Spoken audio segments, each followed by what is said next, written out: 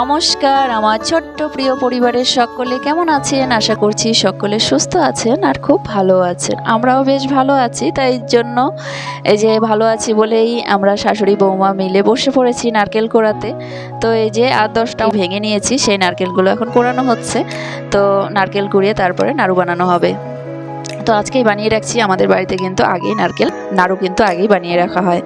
তো আর সেদিন আর কি বানাতে গেলে পরে ঝামেলা হয়ে যায়, বাচ্চা যেহেতু আমার সোনামণি ছোট, তো ওকে নিয়ে ঝামেলা হয়ে যায়। আর বিয়ের পরের থেকেই দেখছি আগেই বানিয়ে রাখে আমার শ্বশুর বাড়িতে, আবার বাপের বাড়িতেও কিন্তু আগেই বানিয়ে রাখতো। তো তাই জন্য ওই আগেই আর কি নাড়ু বানিয়ে রাখছি, তাহলে যেদিন পুজো হবে সেদিন আর ঝামেলা হবে না। আর ওইদিকে পুজোর অনেকটা ঝামেলা থাকে, তাই জন্য। আর এখানে দেখতেই পাচ্ছেন এই যে দুপুরে পুজো দেওয়া হচ্ছে, তো সেই পুজোর ভিডিও করলাম একটু।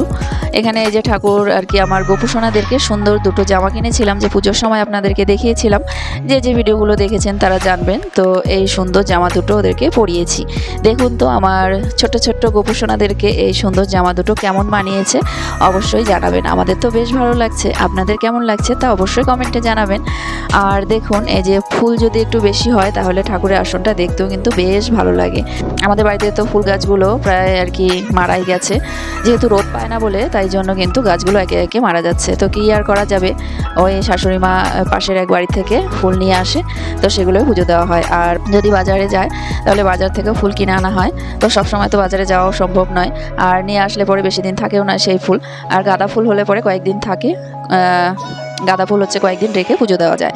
তো চলুন, তো এই যে এখন আমি পুজো দিচ্ছি, আর আমার সোনামণিও চলে এসেছে পুজোর এখানে। ও কিন্তু বেশ মানে পরপর আমরা কি বাজিয়ে আর কি পুজো দিই, আগে যে উলুধ্বনি দেওয়া হয়, তারপরে শঙ্খ বাজানো হয়, তারপরে কাঁচথালা বাজানো হয়।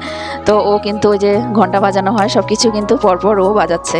তো ও কীভাবে মনে রেখেছে কে জানে, ও আবার ওই মুখে উলুধ্বনি কিন্তু দেয়, বেশ সুন্দর লাগে দেখতে। তো চলুন, আজকে হচ্ছে কোজাগরী লক্ষ্মী পুজো। তো সকালেই ঘুম থেকে উঠে স্নান করে নিয়েছি, স্নান করে এখন নাইটি পরে রয়েছি, পরে আমি শাড়ি পরবো, তাই জন্য আগে কাজগুলো করে নিই, তারপরে শাড়িটা পরবো। তো ওই যে চাল বেটে বলতে ওই তো চালের গুঁড়ো দিয়ে তারপরে আমরা এই যে লক্ষ্মীর পা আঁকছি এখানে। ওইদিকে পুজো প্রায় জোগাড় হয়েই গেছে, যেহেতু ঠাকুরমশাই আমাদের বাড়ির পুজোটা করেই তারপরে বেরোবেন। আবার কখন বাড়িতে আসবে তারপরে পুজো করবে কে জানে, কারণ বাড়ি থেকে যদি একবার বেরিয়ে যায় তাহলে বাড়িতে আসাই অসম্ভব হয়ে যায়, তো যতক্ষণ পুজোগুলো শেষ না হয়। তো অনেকেই বলেছে, তো তাদেরগুলো আর কি পুজো করবে। আর এদিকে দেখুন এবার কিন্তু আমি অন্যরকমভাবে লক্ষ্মীর পা আঁকছি। তো লক্ষ্মীর পা বলতে কি, এই যে আঁকাগুলো যেভাবে প্রত্যেকবার আঁকি সেভাবে আঁকিনি, এবার ছড়াগুলো অন্যরকম দিয়েছি। তো আপনাদের কেমন লাগছে অবশ্যই জানাবেন, একটু অন্যরকম করলাম। আপনাদের যদি ভালো লাগে তাহলে অবশ্যই জানাবেন। তো চলুন, এইভাবে আর কি লক্ষ্মী ছড়া, পা, ধান ছড়া আর কি এইভাবেই দিলাম। তো একবার এক এক রকম দিলে পরে দেখতেও ভালো লাগে। তো চলুন, আর বন্ধুরা বড় একটা আলপনা আঁকতে চেয়েছিলাম, কিন্তু আর আঁকাই হয়নি, কারণ এই যে পুজো করে তারপরে ওইদিকে রান্না করেছিলাম, রান্নাবান্না করতে করতে অনেকটা দেরি হয়ে গেছিলো। তারপরে এক একজন প্রসাদ খাওয়ার জন্য এসেছিলো সন্ধেবেলায়, সেই জন্য আর আমার আলপনা দেওয়া হয়নি। তার মধ্যে আমার কোলে আমার সোনামণি রয়েছে, ও তো যখন তখন আর কি বায়না, আর যেহেতু ছোট ওকে তো রাখতেই হবে, তাই জন্য ওকে সামলে তারপরে পুজোর সব কিছু আর কি জোগাড় করছি। এই যে আস্তে আস্তে আর কি ঘরে ঢুকে গেলাম আঁকতে আঁকতে। তো এখন ঠাকুরের সামনে এখানে আঁকবো, ফুল বানাবো। এই যে জল চৌকির মধ্যেও আর কি আলপনা দিয়েছি, আর পেতলের কুলো আছে সেই কুলোতেও আলপনা দিয়েছি। তো এভাবেই আর কি সাজিয়ে নিলাম সব কিছু দিয়ে। তো চলুন, আর আপনাদের দাদাভাই বাড়ির পুজোটাই প্রথম করবে, তারপরে আপনাদের দাদাভাই চলে যাবে আরেক জায়গায় পুজো করতে। মানে পরপর আজকে অনেকগুলো পুজো রয়েছে, তো কখন কোনটা করবে সেই জানে। আর সন্ধেবেলায় তো আমাদের বাড়ির পুজো কিছুতেই করতে পারবে না, কারণ যেহেতু লক্ষ্মী পুজো সন্ধেবেলায় কিন্তু প্রত্যেকেই চায় যে সন্ধেবেলায় পুজোটা করা হোক। তো যেহেতু সন্ধেবেলায় আমাদের বাড়ির পুজো করার সময়ই পায় না, যেহেতু ওইদিকে সকলকে সময় দিয়েই দেয়, তাই জন্য সন্ধেবেলায় প্রত্যেকেই আর কি পুজো করার সময় চায়। তো যেহেতু একা প্রত্যেককে তো আর দেওয়া সম্ভব নয়, ওই পরপর আর কি সময় দিয়েছে।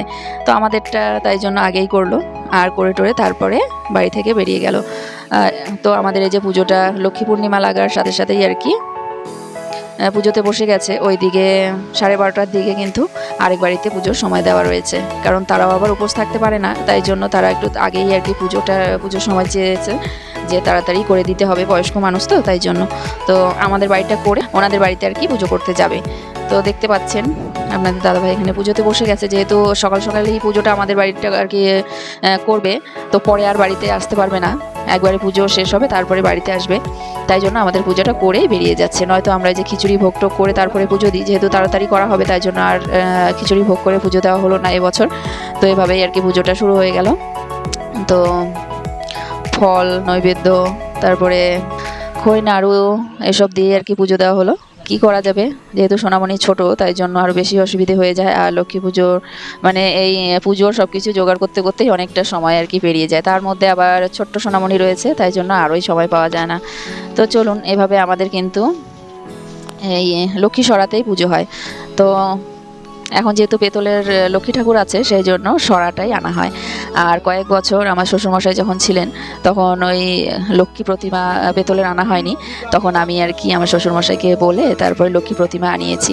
তো এখন যেহেতু আসনে লক্ষ্মী প্রতিমা রয়েছে পেতলের, সেই জন্য এখন সরাই আনা হয়। তো এই সরা দিয়েই আর কি আমাদের আগের থেকেই এটাই আর কি নিয়ম যে সরাতে পুজো করা হয়। তো তাই জন্য এই যে আবার সরা নিয়ে এসেছে। আর এবার কলা গাছের ডোল দিয়ে কিন্তু পুজো হচ্ছে না, এবার পেতলের ডোল কেনা হয়েছে 5টা। তো আমার শাশুড়িমা কিনে এনেছে, সেই ডোলে সব কিছু আর কি দিয়েছি। 5টাতে 5 রকমের জিনিস দিতে হয়, যা যা দেওয়া লাগে সব কিছু দিয়েছি, দিয়ে এখানে সব কিছু সাজিয়ে দিয়েছি। তো চলুন, ভিডিওটা কেমন লাগছে অবশ্যই জানাবেন, যদি ভালো লাগে তাহলে লাইক কমেন্ট শেয়ার করে অবশ্যই পাশে থাকবেন।